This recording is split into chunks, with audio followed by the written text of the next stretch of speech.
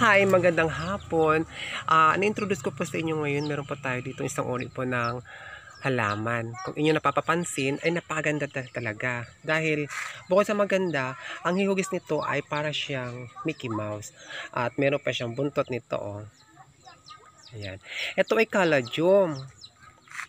Ang pangalan nito ay Mickey Mouse Caladium. At inyong mapapansin ay meron siyang kulay white. Pag matured na, ayan, mayroong dark green. At ayan, oh, yung green at saka white nagsama, kaya ang resulta ay ganyan ang kulay niya. Kaya tinawag siyang Mickey Mouse dahil ang hawig nito ay talaga naman sa Mickey Mouse, may buntot pa, oh. Ayan. O, di ba? Napakaganda. At kung sa likod ay hindi siya reverted, makikita nyo rin po ang kanyang kulay. At isipin nyo, ayan, oh, pag bata pa siya ay merong kulay na yellow at saka light green. So pasensya kayo kung ako'y ganito ngayon sa tabing daanan dahil maingay po ngayon ang mga sasakyan at mga tao. Pasensya po kayo. Ayan, no. Taninamang siya dito yan sa paso. Ayan. Yung nakakakita ko. Napakaganda talaga. At ito ay 4 lamang na dahon ng ating Caladium na Mickey Mouse. At napakaganda pagmasdan. Talagang lumalapad pa po ito.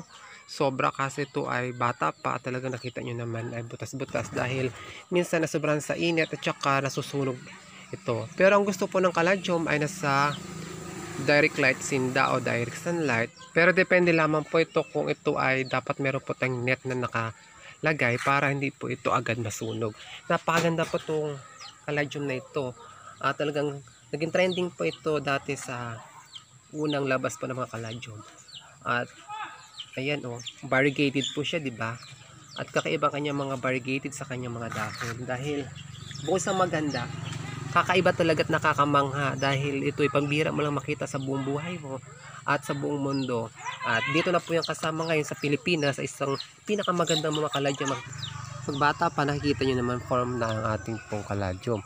Ayun, oh, may yellow color po siya dahil bata pa po yung kanyang dahon, pero pag tumatanda na ay meron na siyang white and green. Napakagandang pag-alagaan to ang ating mga Caladium gaya po ng Mickey Mouse. Hindi nyo ba alam, napakarami ito sa bansang Pilipinas at halos makita mo ito sa Mindanao. Ito ay nabili lamang sa online at kung ating pagmasdan, ayan, oh, itinanim lamang ito siya sa paso na goma. Ayan ay talagang titingnan nyo siya parang ordinaryo lamang siya na Caladium, pero napakaganda ito sa personal dahil kakaiba sa lahat ng mga gabi-gabi dito sa Pilipinas.